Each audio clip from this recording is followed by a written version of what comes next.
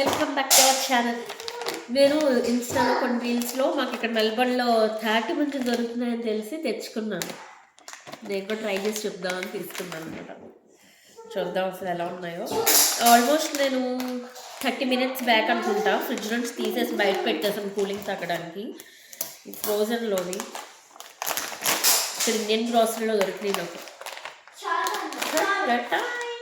అమ్మో ఏంటివి తెల్లగలేవు, పొట్టుతో ఉన్నాయి. ఇంతకి ఫీల్డ్ కూడా దొరుకుతాయేమో మనకి ఈసారి ట్రై చేస్తే.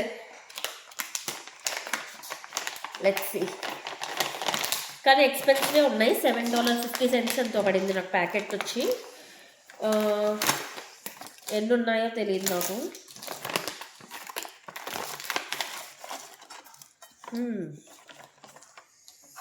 ఇదిగో ఇవి ఉన్నాయి, ఇలా ఉన్నాయి.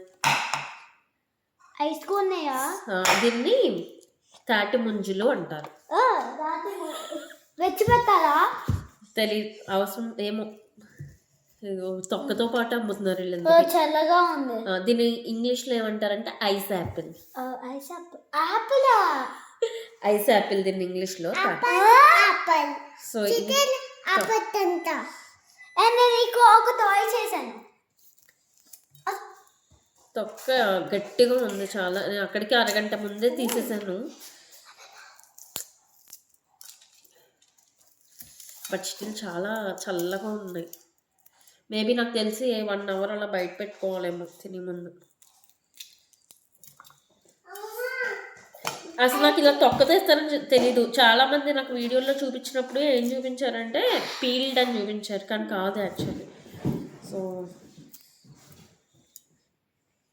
కానీ ఎప్పుడైనా జస్ట్ 1 or 2 టేస్ట్ చేయడానికే, కానీ ఇదంత వర్త్ కాదు అనిపించింది నాకైతే. ఎందుకంటే మనం అక్కడ తిని అలా అనిపిస్తుందో ఏమో నాకు తెలియదు, కానీ బట్ స్టిల్ చాలా కూలింగ్ ఉంది. చూడండి, ఇది ఐస్ ముక్క లేకపోతే తాటి ముంజో తెలియట్లేదు, అలా ఉంది.